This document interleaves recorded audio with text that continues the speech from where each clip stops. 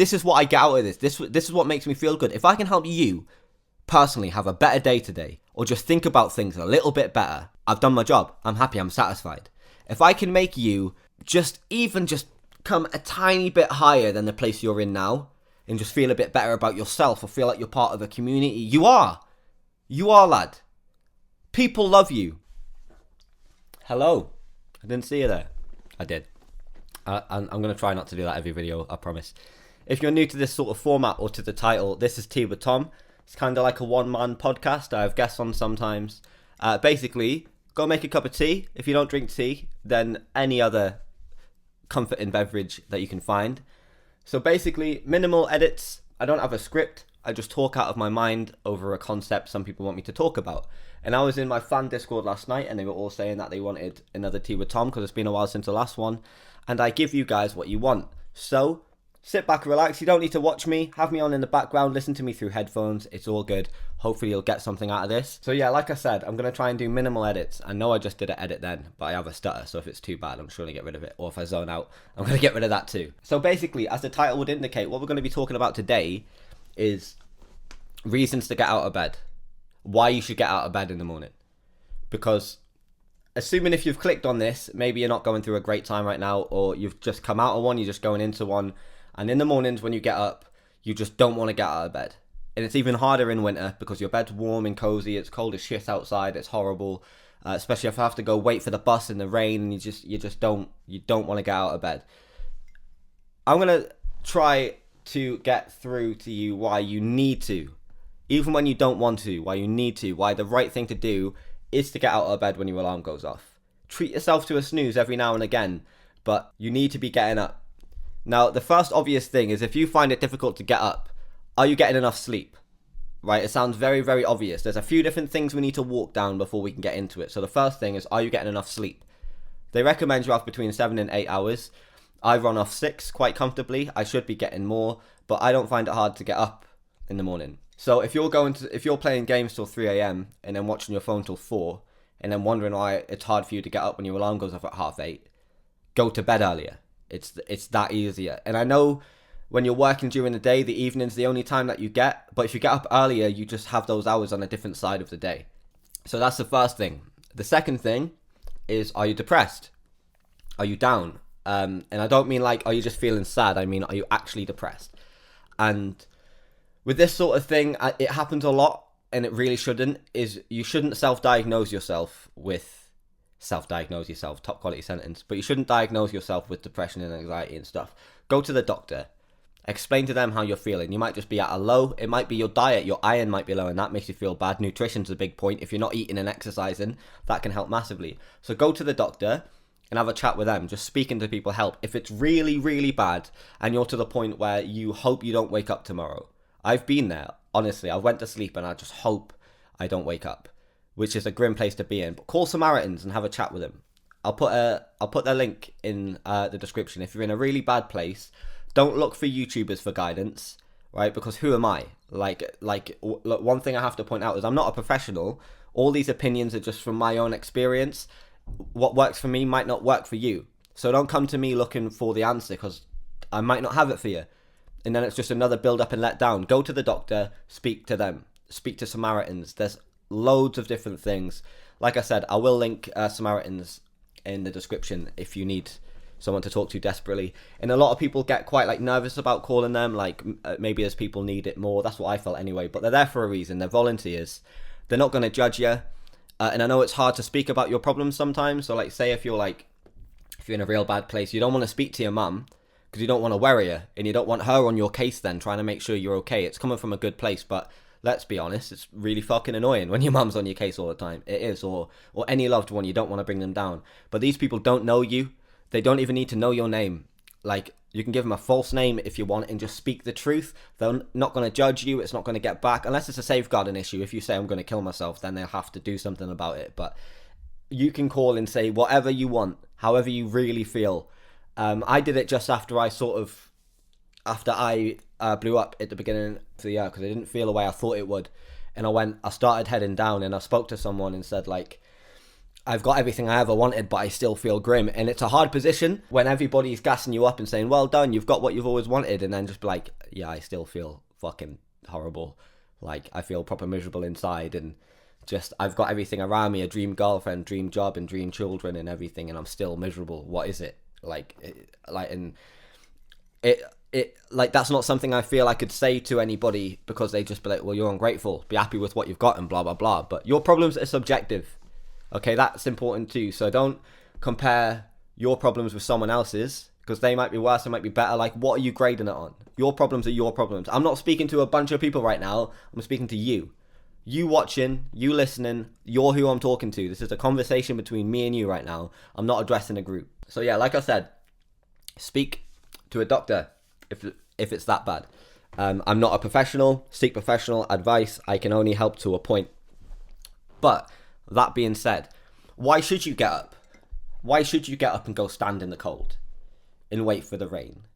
To go work for a corporation that treats you as a number? You work hard, you work yourself into the ground, you're not appreciated. Maybe there's someone in middle management giving you a hard time all the time and there's nothing you can do about it because all the higher ups are friends. Why? Why should you get up and go put up with that and work into the system you hate? Why should you? Right? I felt exactly the same way. And the reason why is because you're never going to get out of it. Right? You're never going to get out of it unless you start just embracing it. You have to ride the wave that you're on, right? The way that I look at it is you can either worry and then suffer, or just suffer. And I know that sounds awful, but to me, worrying's worse. The anxiety and the thinking, oh, blah, blah. You're going to have to go. You've got bills to pay. You've got responsibilities. Realistically, you need to go and do these things, right? But at the point I'm getting at is you never know when the opportunity is going to come about for some absolute madness to happen. And I'm going to tell you a story. I'm going to tell you a couple of stories about points in my life that I didn't see coming that totally changed where I end up. And a good analogy for it is if you roll like a marble across, like, say, an infinitely slightly sloped void, right? You roll this marble, you knock it a tiny bit now, right? It's been rolling for 2-3 weeks. It's 100 miles out the way of where it would have ended up. So that's what I'm getting at. So the first thing is how a click of a mouse led me to living here. And I'm not even talking about YouTube. When I was like, I want to say around 16 or something, I was at my sister's house and I was house sitting because she went on holiday. So I got to feel like a grown up, and I was sat there, and because I was a bad grown up, there wasn't a lot of electric on, and I'd spent all the money on pizza the night before. So I had to decide whether I watch TV or I go on the laptop and use the internet. And the TV, the remote wasn't working, right? And then, like, it was one of those TVs where, like, the buttons are sort of like hid. They're like touch sensor things. So that wasn't working. I couldn't be asked to figure that out. So I was like, fine, I'll go on the laptop. And I opened up my Facebook, and I was just sort of scrolling through, and then I saw someone in my, like, recommended friends. Like, we had a bunch of mutual friends. So I clicked on her, and I thought, she looks quite pretty. I'm 16. You know what I'm thinking about, boys. And if he says he's not, he's lying. He is. That's exactly what he's thinking about. So I clicked it. I started talking to her. She had a boyfriend at the time, and we just started chatting. We got on really well. We started speaking on the phone for like hours and hours at a time, just about everything. Like, from like politics to race issues to what food we like everything. Fully felt like I'd known this girl for ages. And then we met up for the first time in a park with her boyfriend, which was very, very awkward because we both knew we kind of liked each other. And then we started seeing each other more. Those two broke up, and then we got together. And then that woman was the mother of my kids, right? So that one click of a mouse to add her as a friend, that one little knock, right? A year down the line, well, obviously, it's further. I'm going back to the marble analogy. But that one little knock has set me off that one path. And now I live in Wales. I have 2 kids. YouTube is my job. I've met Katie. I'm a girlfriend who I'm madly in love with. I live around mountains. Like, all the people that I've met through my life heading in that direction. I was hanging about with bad people at the time where we were just literally just doing drugs and having street fights all the time. We were little chavs. And it pulled me away from that. The point is I had no idea that was going to lead to that. but you have no idea what tiny decisions you make, what the impact of that is. A lot of people sort of tell you that you should be setting like small daily goals, and you should, but you also need to look at things sort of big picture, because if you're expecting all of your problems to go away and you to feel better after a week or after one thing of happening, then you are going to be chasing that forever and you're never going to be satisfied by it. That's how I felt. But then if you think about how tiny little things, I'm sure you can think of one, how, like, please leave a comment and tell me, and I'm really interested. I just want to know one situation, we can all think of it, where one decision has led you down a path that when you trace it back, that's where it all started. It's crazy. So that is obviously, that's number one. That's like almost the biggest single decision that I've made in my life that has impacted my life the most. 2 other lives came out of me making that decision. How weird. And if the TV worked, then we never would have met. Maybe we would have met at a future time and it could have happened the same way, but it wouldn't have happened the way it did, which is weird. Like, that one little insignificant thing you don't even think about, your battery on your remote, essentially is what led me to it. And it's absolutely crazy. And the second one is when I was 13, I had a choice between an Xbox, an original Xbox, or a guitar. I chose a guitar, just thinking, yeah, that'll be cool. I played for about 6 months. I had a book that I taught myself from, so I was just sort of like, it had a bit of tab and stuff. So I taught myself out of a book. There was a few exercises that I was doing. I tried for about 6 months and it was hard, really hard. So I gave up and I stopped. And then I picked it up every now and again. And then my friend Cody used to play too, and he's always been like, we've been friends since like year 7 or 8 or something, and we've never fallen out. Like, we've always been really, really close. He's a really good guy, but he's always gassed me up and he's always motivated me. And that sort of friendly competition came, and then I worked on trying to be better than him. And then when I did get to a point where I was better than him, he wasn't all bitter about it. He was like, well done, mate, you've worked hard for that. And like, that was my first real experience of winning a competition and somebody taking it humble. Like, he was happy for me, genuinely happy for me, and he always has been every time I do something. Even at that, we wouldn't have got as close as we did if I didn't choose the guitar that one Christmas. That led to me getting a bit better, and then I stopped again. And then obviously people that have been around for a while will know this, but I was at a house party and I saw someone playing guitar, and like every girl in the building just flocked around him. And like, I was like maybe 4'8", weird teeth still, a stutter, insecure, really skinny, and all of this stuff.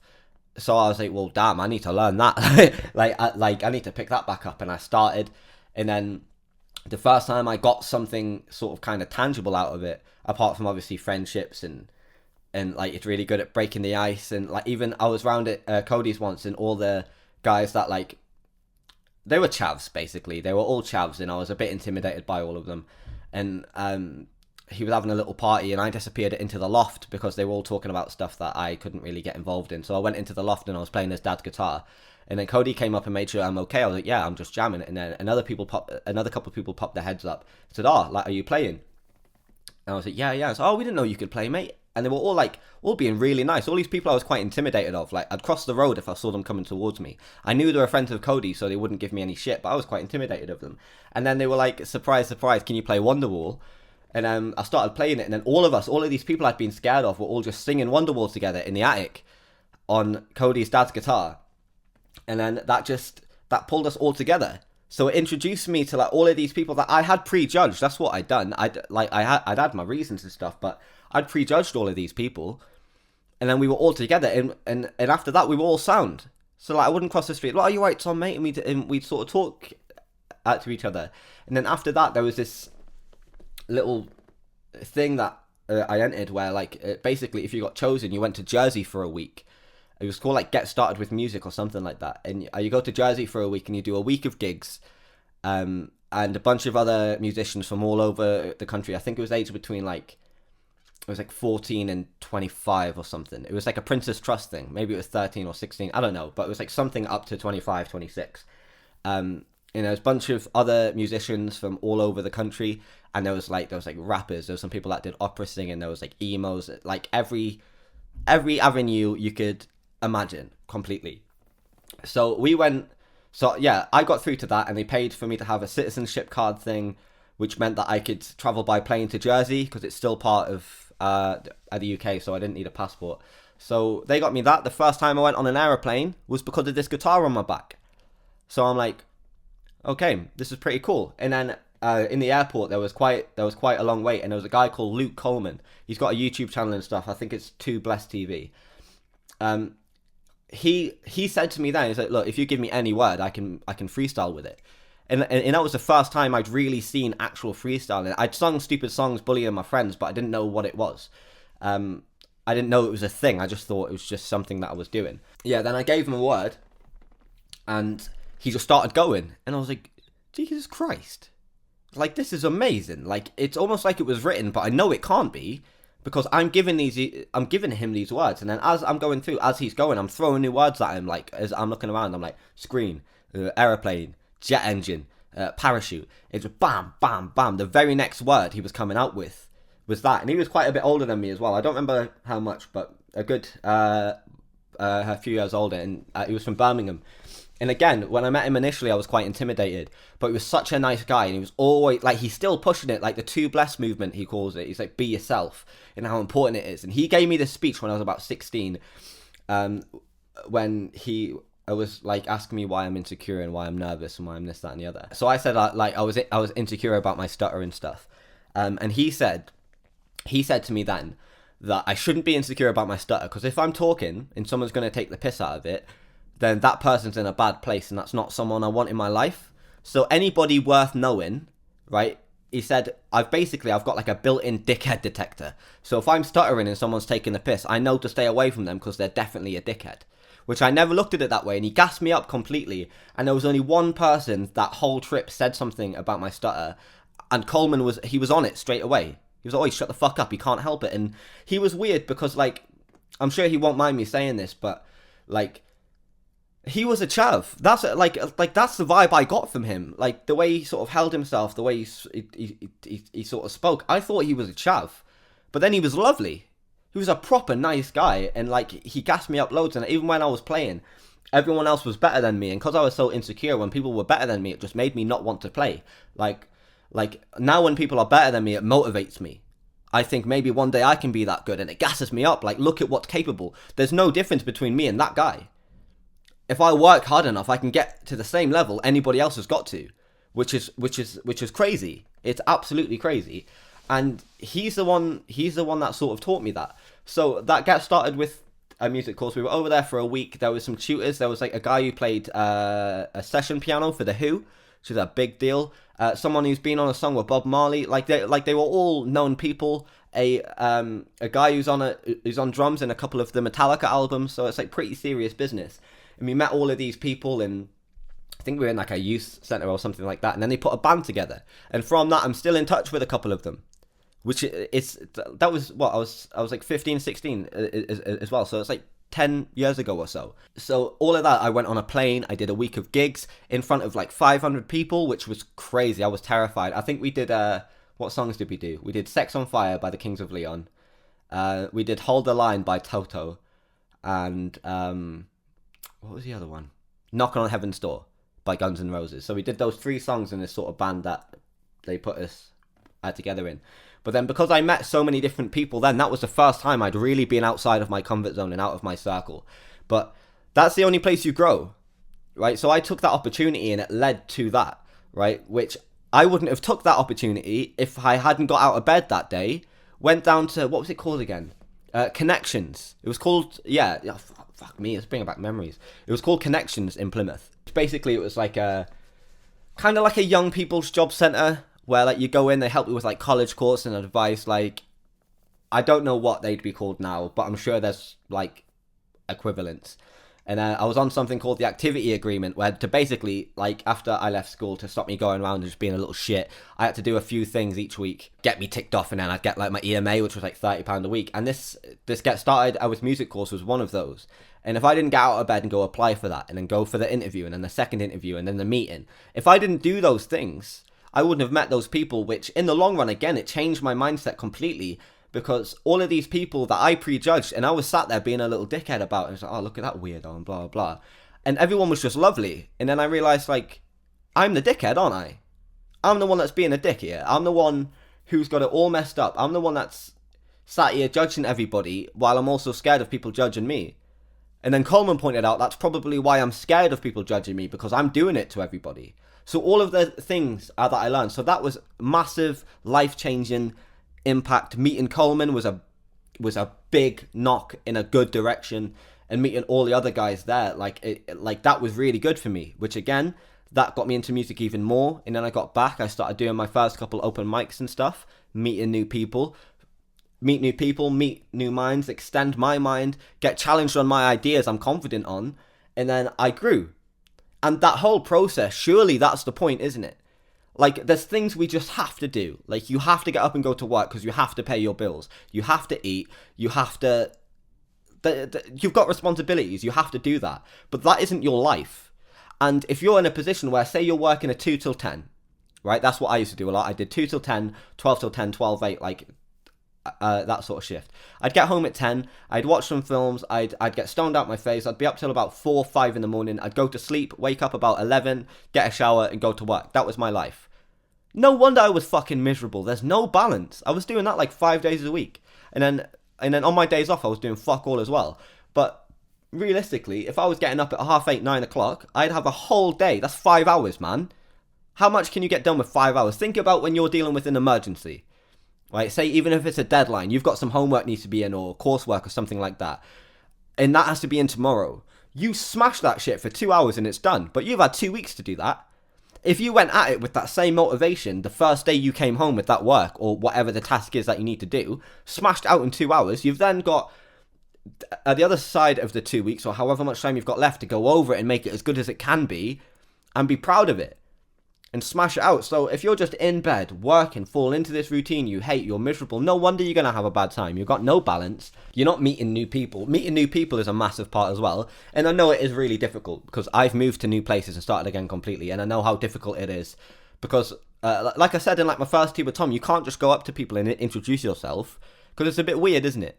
If you're at a bus stop and someone comes and sits next to you, you get suspicious, especially if you live in a city. You don't know who you can trust and stuff. But there's classes. There's loads of free classes and free meeting groups and stuff. Meeting groups and stuff like that. There's loads of free classes or college courses or night classes. Meet new people that way and things you're interested in. If you like music, start going to open mics. Strike up a conversation with someone. Even if you're awful in your mind, you go to an open mic just for getting up and trying. There might be a few people that are just there for a pint that'll roll their eyes or be a bit shitty with you. But the other musicians will gas you up for doing it. And then you meet them and you ask them, where else is there an open mic?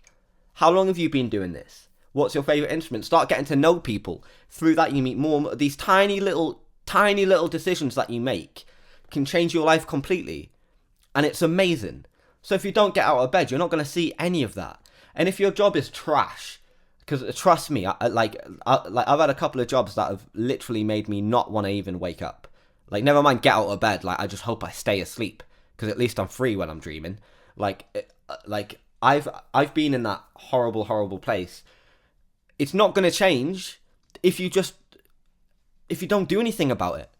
Like, you have to take responsibility and change something. And I am well aware it's easier said than done. I'm 100% aware of that. It's difficult and it's hard. And when your motivation has gone and sapped and you feel like you've got no friends around you, it's a really bad place to be in. And it's grim. It's not good for anybody or anything. But if you get up earlier, start applying for new jobs, think about what do you enjoy? What do you enjoy? If you enjoy playing games, then just think about that. While you're at work, you're just doing what has to be done. If your job's making you that miserable, find a new one. But if you're working with people, like basically the situation that I was in is I was working and I didn't mind the job, I didn't mind my team, but the management were wankers. They were absolute dicks, super cliquey. 2 women, just all the time finding reasons to give me shit, giving me impossible tasks to try and get done. I know they deny it, but they intentionally put me on shifts to stop me seeing my kids. They were trying to make me miserable. And that's a horrible thing to do.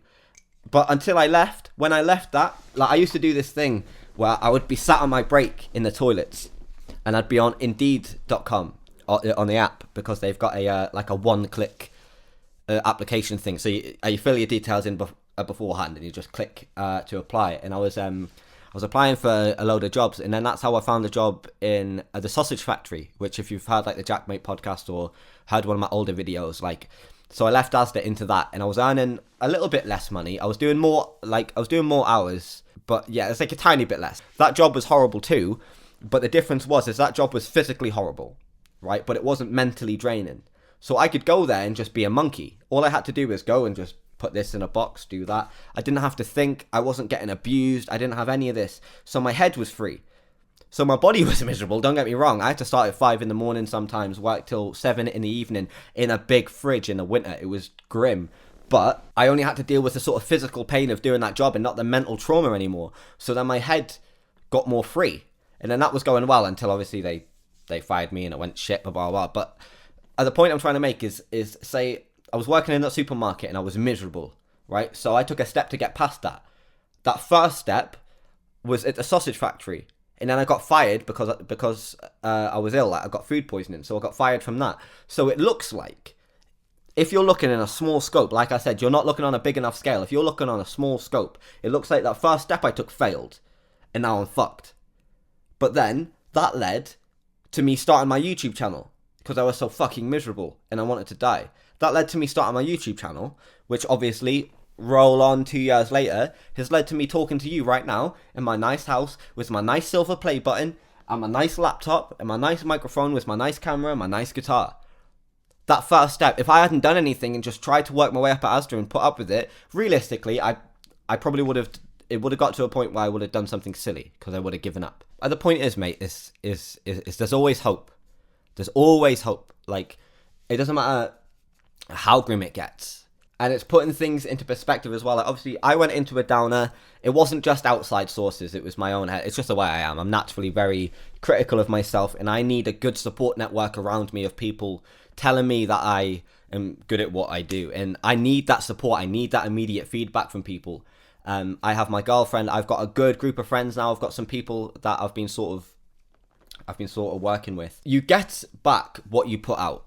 Right, another example that I wanted to talk about is after I blew up, there was a video I did called like Inside the Life of a Rich and Famous YouTuber or something like that, and it was like a parody video. And at the start, I had like a David Attenborough impression where he was saying like, "And here we find a YouTuber in its natural habitat." That was done by a friend of mine called Zach, and I think I tweeted, "Can anyone do impressions or something?" And he messaged me, and he'd messaged me before, but my DM requests were crazy, so I hadn't seen it. And he'd sent me some really nice supportive messages and stuff. So I was like, what a nice guy. So I asked him, and he did it. He did it perfectly. Sent me 3 different versions that I could use. Did it really quickly, and he was really nice about it. And then he didn't ask for anything. I offered him like anything, and he was like, "Nah, like I just wanted to do it. I just wanted to help." So I was like, "All right, cool. Like this guy's Zach. Like, what a nice guy. That's a nice interaction." But didn't stop at that, right? I saw him tweeting like, I don't know, like a month later or so, saying about how hard it is to be a creative person in, like, I'll call it like a normal job where like you're on till, but you've got these amazing ideas that you can't do because by the time your shifts end, you're knackered and you're down and you can't be arsed, so you need to be up early, and it just always has to be put to the back, and then it demotivates you. So he was tweeting that sort of stuff, and I could tell like he wasn't in a very good place at the time. So I messaged him and I just asked if he was okay and stuff, and then he started telling me about like how he was feeling and stuff. So I asked if he wanted a phone call because I'm better on the phone than I am in text. Like I'm better at talking than I am at writing because I can think out loud instead of overthinking it and then worrying about spelling and stuff like that. So this guy I'd never met before. I'd spoke to him in DMs a couple times. He did that one thing for me and asked if we could speak on the phone. And we were on the phone for over an hour, and I was gassing him up. I was telling him how good he is and what he could be doing and this, that, and the other. And like, I just made him feel himself again. I gassed him up because I wanted to make him feel good. And selfishly, it makes me feel good making people feel good. So it's a win-win, right? So I made him feel better. We got off the phone, and it felt like I knew him at that point. It's like I've gained a friend out of this, and they could delete YouTube tomorrow. They could turn the internet off, and I've still got this permanent friend. Like, I'm going to be inviting this guy to my wedding. I'll explain how we're closer now. It's not just that phone call, he's coming to my wedding. But, like, I've gained a lifelong friend out of this guy now. And he's mad supportive. Every time I've been low, he's messaged me, checking up on me and stuff. When people I've known for years haven't. He's a real good guy. And now he's working in the sort of influencer scene. And he's helping me with brand deals. He sent me to Alton Towers. He got me like a muscle food care package. He's helping me with some other stuff I can't talk about yet. He just went to Winter in the City then, weekend gone. I couldn't afford to go. They, like, him and his a business partner, they paid for us to go down there. They put us up, they fed us, they took us around. It didn't cost me a penny the whole weekend that I was away. And they're super down to earth, just good people. And they're not asking for anything from me other than, obviously, like, mutual gain, where it works for both of us. But I would never have went into the agency if I didn't know Zach beforehand, because when I blew up, I got so many dodgy offers that I almost took, just because everyone wants to squeeze you dry and throw you to the side when you don't care anymore. The fact they're coming at me when the hype's gone, and I'm essentially starting again now. I found my feet. I'm really enjoying making content. I'm loving doing these live streams. I'm realizing the value of the individual now. So, like, before, I was uploading a video getting 10,000 views and 1,000 likes, and then looking and saying, oh, well, this guy's getting more, this YouTuber's getting more, like, people, he's getting more interaction and blah, blah, blah. Like, how is that relevant? How is that relevant? Is a fucking Korma going to sit there going, like, he's more spicy, he's less spicy? Korma's a fucking Korma. I am me, innit? I am what I am. So, like, these numbers, I lost the value. Right, because I obviously, like all of us, we value ourselves a lot, don't we? Like, we're sentient beings, we know everything we think about. And for some reason you think, well, like, not you personally, but, like, I'm talking about me, like, say when I'm doing the dishes, I know I'm thinking about loads of different stuff. It could be, like, old memories I'm laughing about. It could be anything. I'm thinking about all of this other stuff. But you, as the outsider looking in, as far as you're concerned, I'm just doing the dishes and that's all I'm doing. But in my head, there's a whole world going on. So I put a lot of value on that. So why have these numbers on the internet made me lose this value of a brain, a sentient human being, giving me their time? That's incredible. So then I realized that, like, after having some good conversations with Zach and stuff again, I've realized the value of this, of the individual. It's me. It's, you guys are me. And I know that sounds really strange, but, like, I uploaded a video the other day where I did prank calls. I was calling into to complaint lines and just making them laugh, making them smile, asking how they are. Just some people that are having a bad day, I've been there, where, like, a tiny little act of kindness, like someone bringing you back into the room and bringing you back into the moment and asking you, like, how are you as yourself, how are you feeling? That's good for you. It's very good for you. I uploaded that video, and after the first hour, it only had, like, 800 views and, like, 70 likes. But I didn't look at that and think, oh, my channel's dead, I never want to make a video again, I give up and blah, blah. I looked at that and thought, like, that's 70 people have taken time out to like that. That's me. 70 of me. I know if I had me and another 70 others of people just like me, I could take the fucking world over, mate. Why don't I see this value in this number? So I've got post-it notes around my desk reminding me those numbers of people, right? So that's what helps me. So if I upload a video, it gets 20 comments, 70 likes, and 1,000 views. 1,000 brains have taken that in. 70 people of those 1,000 have been motivated enough to click that like button and to leave me a comment. And loads of people also then come over to Twitter and Instagram and stuff like that to take the time, and even email me, to take the time and say they've had a really bad day and seeing my video has helped them escape, or it's put something into perspective. And a lot of people are telling me, because they know I've been through shit. Like, I'm not just some middle class kid in his parents' house with shit that they've all provided, telling you, like, just be positive and smile and happy. It'll all be alright. It won't, mate. It gets worse before it gets better, but it does get better, and that's the point. I've been through shit. I've been at the very fucking bottom. I've come back out of it. And also, like, a massive point is how many times I've been at the bottom and I felt like there's no way out. It disproves itself with that sentence. If every single one of those times there was no way out, how has there been more than one? Surely I should have just been stuck at the first one and went, well, yep, this is it, now it's fucked. But no, I've got past it, then there's been another one. Got past it, another one. got past it, another one. So every single time, it passes. So when it comes again to when you wake up tomorrow morning and you're knackered and you don't want to get out of bed and you can't be arsed, what's the point? Drag yourself out of bed, get yourself a shower and get out into this fucking world, mate. You never know who you're going to meet or what's going to happen. It could be meeting one person now. Say if you work on a shop or work in a shop, a customer could make a shitty joke about the bread and it makes you giggle a bit, lightens you up. They become a regular customer, you start to get to know them, you're chatting a bit more, like this guy's really nice. This guy's like, oh, like, yeah, we talk quite a lot, do you want to come out for a pint or something? Like I don't want to come meet the lads. Yeah. And then you meet them, you meet a whole circle of friends. These opportunities that come from meeting these people, like, you just need to be open to things. And while you're thinking negatively, negative things come in. And it's no spiritual magic bullshit. I'm not saying like sort of energy in a sort of magical fucking Dragon Ball Z Kamehameha kind of way. I'm saying the sort of the sort of energy. Imagine how you'd feel if you just won the lottery. I may have used this analogy before, but if you're having a really bad day and you walk out your house and you step in shit on the way to the bus, you get to the bus stop, you miss the bus, right?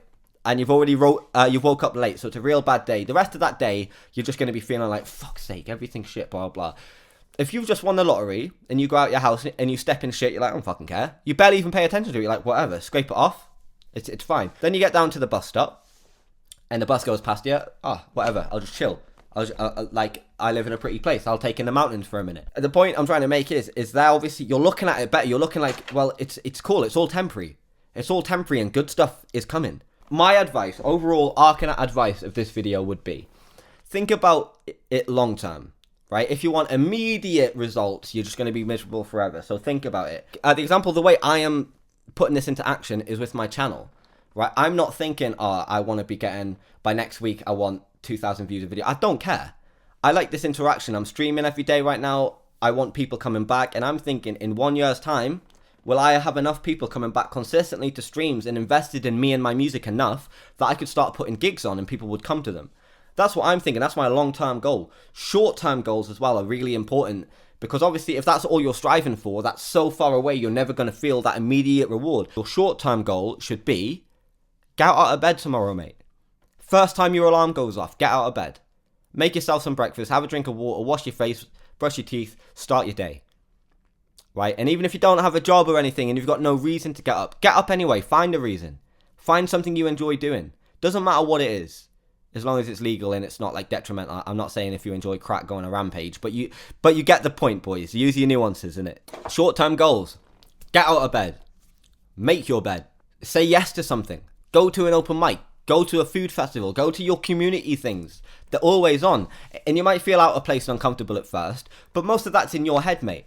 Because realistically, right, say, when you go out to a club, the ones that are older will understand this, or even a fucking school disco, right, and you're standing there insecure at the side, scared to dance, and you're looking over at the guy throwing all these mad shapes, right, and you might even be thinking, what's that dickhead doing? That dickhead is having a good time. He's had a way better night than you. He's not stood at the sidelines like a miserable cunt, like you're doing, judging everybody else. He's just thrown himself into it, having a good time, loving it. He goes home, he's more than happy. The only negative thing in that guy's day is you, stood at the sideline being a miserable cunt, right? But if you jump into it, start dancing as well, mate. Because realistically, when do you think about that guy? That guy you saw on a night out dancing like a dickhead. When I see people like that, I think, fucking legend. Look at him, he's fucking living his best life, isn't he? He's confident enough to just throw shit. He's having a good time, he doesn't give a fuck what you're doing. Why am I worried about what he's doing? He doesn't give a fuck about me, he's dancing. And he's having a good time. Dance and have a good time, boys. That's what I'm saying. Okay? So get your ass out of bed. It's fine. It will pass. It will pass. If you want something to do on your evenings, watch my live streams. I'm streaming every day in December from 7 p.m. I'm going to do a little schedule and I'm going to let you boys know what we're doing in the streams as well. So I'd just like to say, just to sort of wrap this one up, thank you for all of the individual support. Because like I said, I'm talking to one person, you that is listening. This is what I get out of this. This is what makes me feel good. If I can help you personally have a better day today, or just think about things a little bit better, I've done my job. I'm happy. I'm satisfied. If I can make you just come a tiny bit higher than the place you're in now, and just feel a bit better about yourself or feel like you're part of a community. You are, lad. People love you. Even if you fucked up and made mistakes, man, we all make mistakes, we all fuck up. Even if you're in the position you're in because of your own actions. You've done this. People tried to help you and you fucked it, and you're in this weird position that you've done it. There's always a redemption arc, mate. You can always come back from that. Doesn't matter how far down the path you've gone, unless you're, like, even if you go to fucking prison, mate. You make a mistake when you were a kid and you rob somebody. You go and serve a bunch of time in prison. You come out, as far as I'm concerned, you've paid your price. Okay? So don't let people give you shit, mate. Focus on yourself. Focus your energy on yourself and focus on making other people feel better. If you've got the time to volunteer, I would 100% recommend that because it feels amazing. People are so grateful. People that need the help, not people that feel entitled to it. People that need the help are so grateful when they get it. And that's an amazing feeling because a tiny little thing, like I said, smiling, being nice. Even if you volunteer to go talk to old people, listen to their stories and shit. They're not going to be AIDS UK do a volunteer thing where you can go talk and have a cup of tea with people. It makes you feel good, man. And particularly old people, they're wise. Not all of them. I'm saying like old people get dumb too, like or dumb people get old too, like, but most of them are wise. Like, you could learn lessons from talking to them. Meet these new people, learn these new things, expand your mind. I can't speak. Meet these new people, learn new things, expand your mind, be open to stuff, and leave a comment, and just let me know how you're feeling. Let me know. I hope you've had a good day. If not, it will get better, I promise. Whatever shit you're going through right now will get better. Enjoy the rest of your day, mate. Thank you for watching. If you enjoyed this video, drop a like on it. If not, don't, innit? But safe. Have yourself another tasty cup of tea, right? Wash your face. Get on with your day, buddy. And tomorrow, when your alarm goes off, get out first time. Get out of bed first time. What you can do, pick one day a week where you can sleep in a little bit and treat yourself, okay? Pick that one day where you can afford to be up a bit later. Give yourself another hour in bed. And what you'll find is you'll naturally wake up. As soon as you sort your body clock out, you'll naturally just wake up around the time, and then you'll lie in bed and you think, I'm wasting time here, there's shit I could be doing. And that's when you know your progress is happening. Enjoy the rest of your day, boys. Thank you very much for watching another episode of Tea with Tom, and I will see you very soon.